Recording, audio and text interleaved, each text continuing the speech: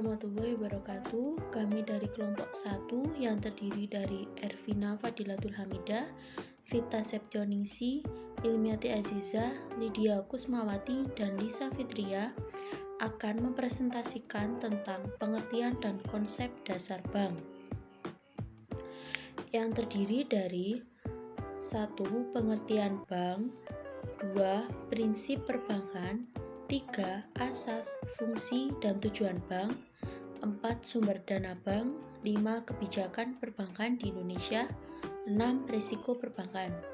Yang pertama, pengertian perbankan yang akan dibacakan oleh Lisa Fitria. Baik, saya akan menyampaikan materi pertama, yaitu pengertian bank. Apa sih bank itu? Bank secara sederhana dapat diartikan sebagai lembaga keuangan yang kegiatan utamanya dalam menghimpun dana dari masyarakat dan menyalurkannya dana kembali kepada masyarakat serta memberikan jasa bank lainnya. Pengertian lainnya, bank adalah badan usaha yang kekayaan terutama dalam bentuk aset keuangan atau finansial aset serta bermotifkan profit dan juga sosial. Jadi bukan hanya keuntungannya saja. Sedangkan menurut Undang-Undang RI Nomor 10 Tahun 1998, bank merupakan badan usaha yang menghimpun dana dari masyarakat dalam bentuk simpanan dan menyalurkannya kepada masyarakat dalam bentuk kredit atau dalam bentuk-bentuk lainnya dalam rangka meningkatkan taraf hidup rakyat banyak.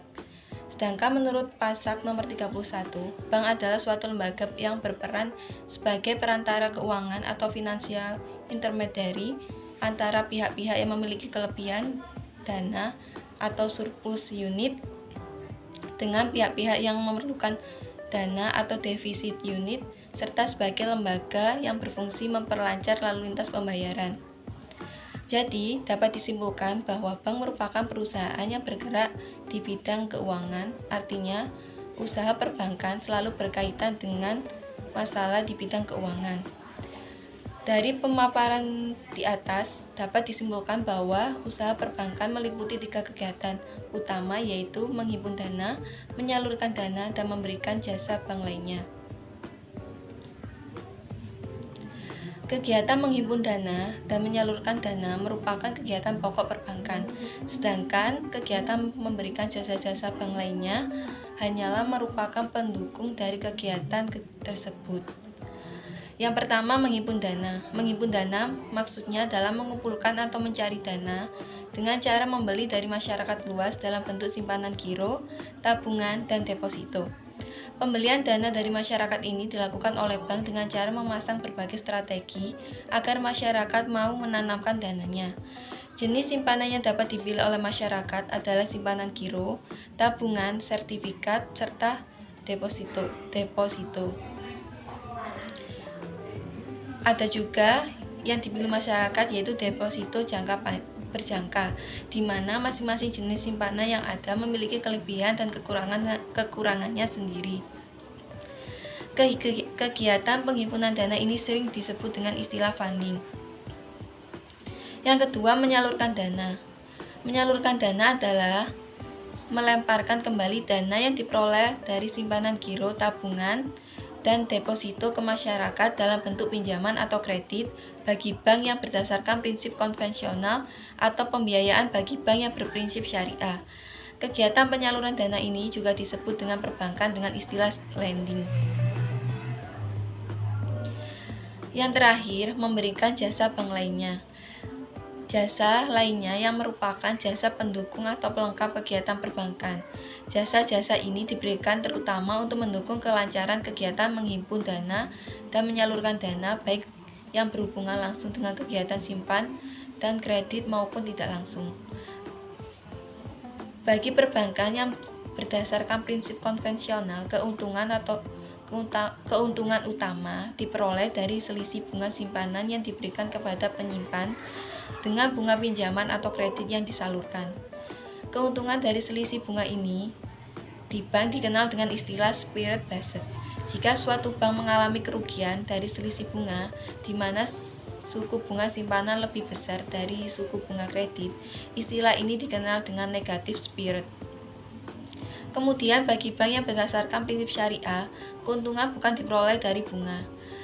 Di bank ini, jasa bank yang diberikan disesuaikan dengan prinsip syariah yang berdasarkan hukum Islam.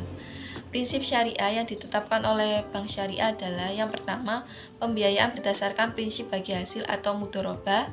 Yang kedua, pembiayaan berdasarkan prinsip penyertaan modal atau musyarakah. Yang ketiga, pembiayaan berdasarkan prinsip jual beli barang dengan memperoleh keuntungan atau murabah. Yang keempat, pembiayaan berdasarkan prinsip sewa murni tanpa pilihan atau ijirah. Yang terakhir, dengan adanya pilihan kepemilikan atas barang yang disewa dari pihak bank oleh pihak lainnya atau ijirah mutahiyah bitamalik. Baik, untuk pemaparan selanjutnya akan disampaikan oleh Vita Septioningsi. Baik, saya akan menjelaskan submateri yang kedua, yaitu prinsip dasar bank, yang terdiri dari yang pertama, likuiditas, prinsip di mana bank harus dapat memenuhi kewajibannya. Yang kedua, solvabilitas, kemampuan untuk memenuhi kewajiban keuangan apabila perusahaan tersebut dilikuidasi. Bank yang solvable adalah bank yang mampu menjamin seluruh hutangnya.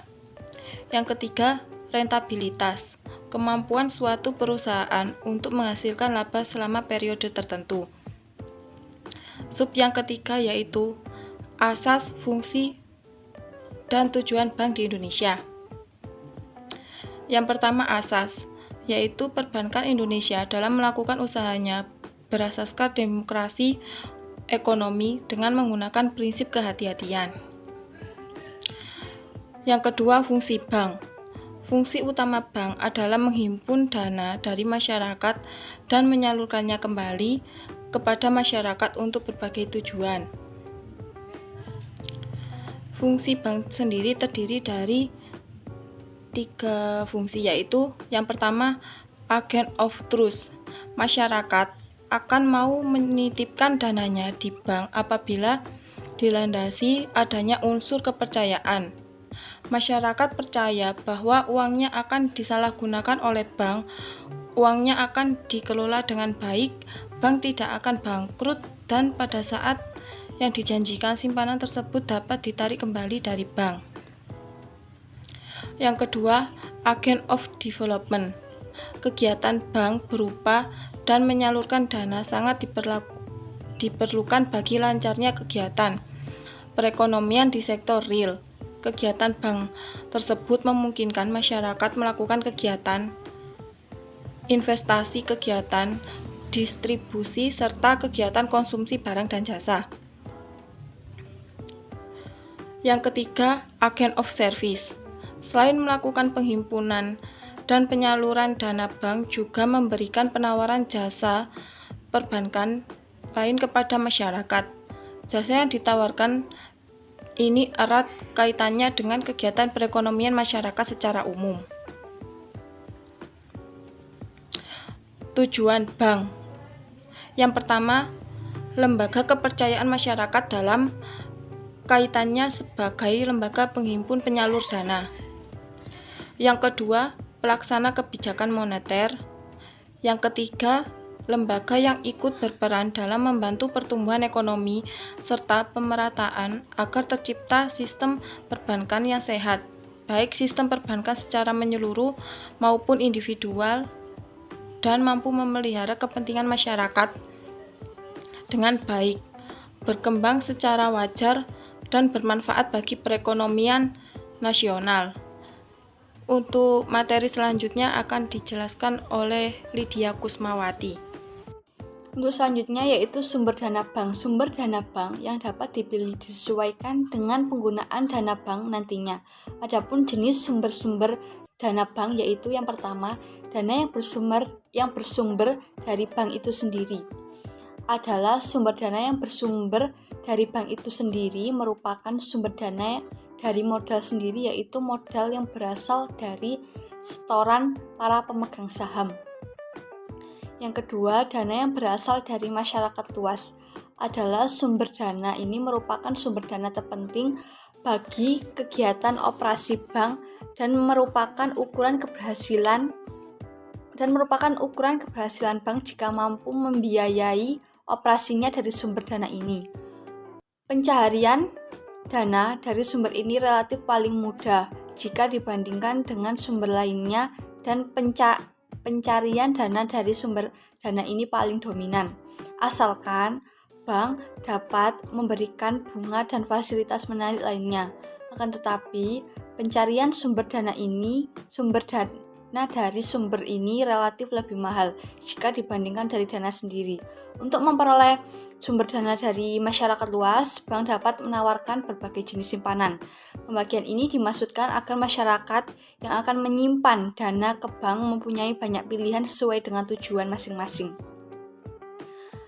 Adapun sumber dana dari masyarakat luas dapat dilakukan dalam bentuk simpanan giro, simpanan tabungan, dan simpanan deposito, di mana simpanan giro merupakan dana murah bagi bank karena bunga atau balas jasa yang dibayar paling murah jika dibandingkan simpanan tabungan dan simpanan deposito. Yang ketiga yaitu dana yang bersumber dari lembaga lain.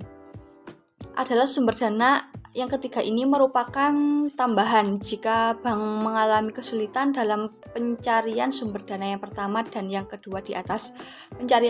Pencarian dari sumber dana ini relatif lebih mahal dan sifatnya hanya sementara waktu saja. Kemudian dana yang diperoleh dari sumber ini digunakan untuk membayar transaksi-transaksi tertentu. Untuk materi yang selanjutnya yaitu akan dibacakan oleh Ilmiati Aziza.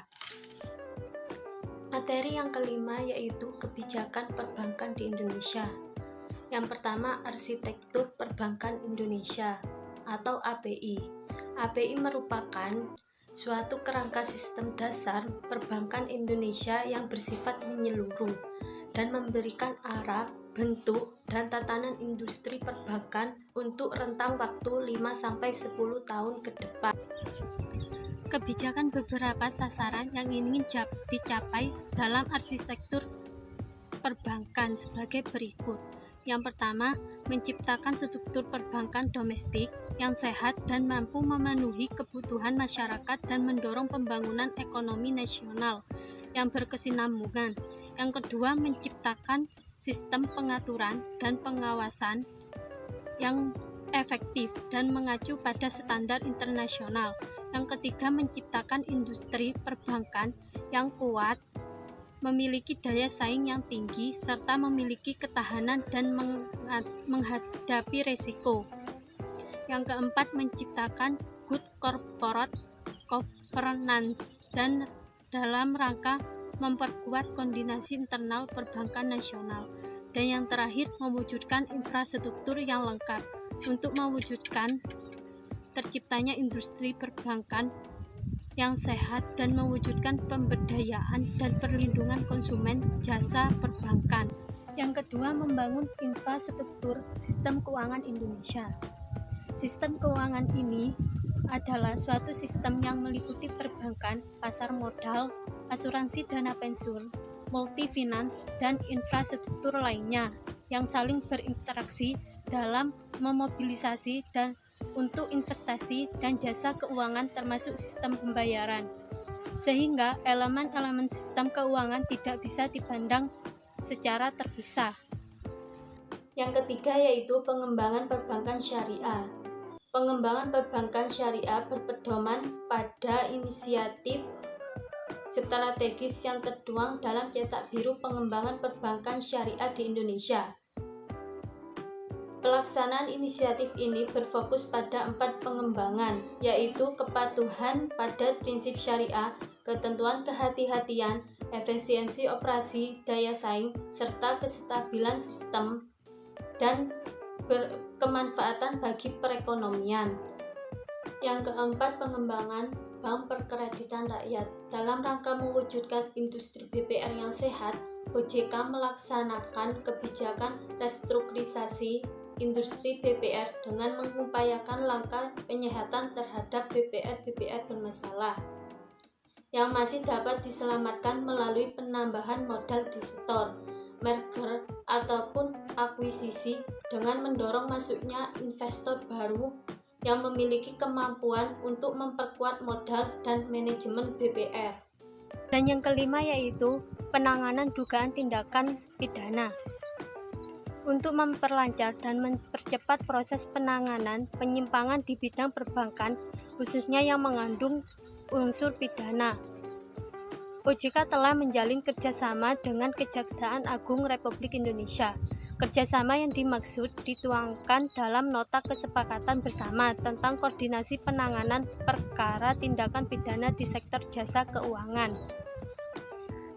Ruang lingkup nota kesepakatan kerjasama tersebut meliputi koordinasi penanganan perkara tindak pidana di sektor jasa keuangan, pemenuhan saksi atau ahli, koordinasi dalam pemulihan aset negara, tukar-menukar informasi di sektor jasa keuangan, penugasan jaksa, pemberian bantuan hukum, pertimbangan hukum, dan tindakan hukum lain di bidang perdata dan tata usaha negara, serta pendidikan dan latihan. Kemudian ada risiko dalam perbankan.